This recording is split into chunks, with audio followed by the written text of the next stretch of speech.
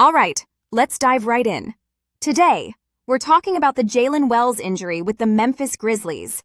Some pretty concerning news has come out. Yeah, exactly. We've pulled together some details, mainly from an ESPN report, to get a clearer picture of what happened, what the medical side looks like, and what this means for him. And I think it's important for everyone, whether you're following the league closely or just interested in player safety, this one hits home. Definitely. So the core of today's deep dive is understanding the incident, the fallout, and the road ahead for Wells. It's a tough reminder of how physical the game is and how quickly things can change. Right, so let's start with the game. Tuesday night, Grizzlies versus Hornets. Memphis got the win, 124-100. A solid win, but completely overshadowed by what happened to Wells, really. Yeah, so here's what went down. Wells gets an outlet pass from Morant, goes up for a dunk. Looks like a routine fast break, clear path. But then He gets undercut by KJ Simpson from the Hornets. That's one of those moments you just know is dangerous. Players airborne, legs taken out, no control. Exactly. And the report details how Wells just completely lost his balance, landed awkwardly on his side, and hit his head near the baseline. That's the scary part. Absolutely. I mean, he was down for about 8 minutes and the whole arena went silent. That's a long time when you're just waiting, not knowing what's going on. 8 minutes is an eternity, and it really drives home how serious the situation was. The medical team came out. They eventually immobilized his head and stretchered him off. That's not a good sign. No, it's not. The fact that they immobilized his head, it's a clear signal that they were taking every precaution, and you hope for the best in those situations. For sure. Safety is the priority, so they did what they had to do. Now, let's get to the injury update. What do we know for sure? Well, according to the ESPN report, Wells' agent, Aman Daisy, confirmed through Shams Karania that he's dealing with a broken wrist. A broken wrist. Okay, that's definitely significant, especially for a guard. Yeah, but here's the positive news. Relatively speaking, he's been discharged from the hospital. That's good. I mean, anytime a player's in the hospital after something like this, you just hope they're going to be okay. Absolutely, and more importantly, interim coach Isello confirmed that Wells had movement in all his extremities. That's huge, especially considering the fall and the head impact. That's the biggest relief. I mean, seeing a player go down like that, you're just praying that there's no long-term damage, especially to the neck or spine. Yeah, exactly, but a broken wrist, that's tough. But it's something that can heal over time. Still, think about everything a guard does on the court. Dribbling, shooting, passing. His hands and wrists are everything. Right, and the report says he'll be out for an extended period, but there's no exact timeline yet. Extended usually means weeks, maybe months. That's a blow for the Grizzlies. And when you consider Wells' season, it makes it even worse. Absolutely, he's a starting guard for them, and he was drafted as a second-round pick in 2024 out of Washington State.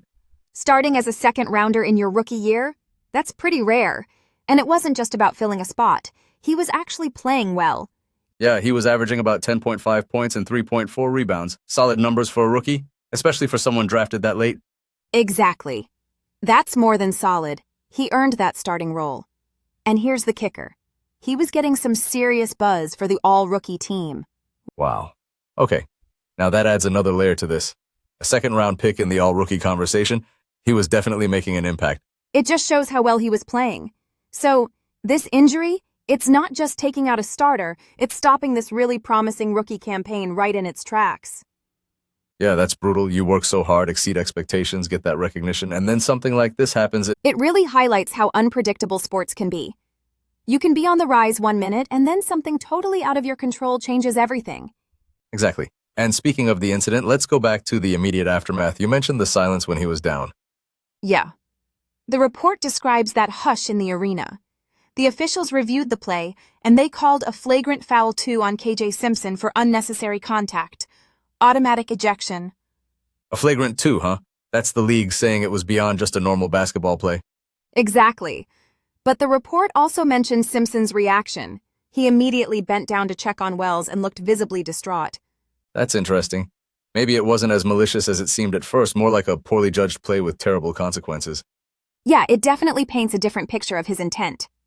Still, it doesn't excuse the foul, but it shows that there wasn't any malicious intent. Right, and the game delay was significant, about 23 minutes in total. That included time for both teams to warm up again after everything settled down. Wow. A 23-minute delay. That really shows how serious the situation was. It disrupted the entire flow of the game. Exactly. It's a reset moment. The players have to refocus after such a pause, but player safety always takes precedence. No doubt. So, to recap the main points from the ESPN report, Jaylen Wells has a broken wrist after that tough fall against the Hornets. He's been discharged from the hospital, and there's positive news about movement in his extremities. And unfortunately, he'll be out for an unspecified extended period, which is a huge blow to his promising rookie season. Yeah, starting guard, second-round pick, all rookie buzz. It's a major setback for both Wells and the Grizzlies. It really is. He's a young player just starting to make a name for himself. Now he's got to face the recovery process. It's just one of those tough moments that reminds you how fragile everything is in pro sports.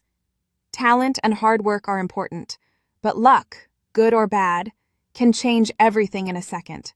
Definitely, and that's a big takeaway from all this, the balance between the amazing highs and the potential lows in these athletes' careers. A reminder of how quickly things can shift. Let's hope Wells has a smooth recovery and is back on the court sooner rather than later. Absolutely. Here's to a speedy recovery for him.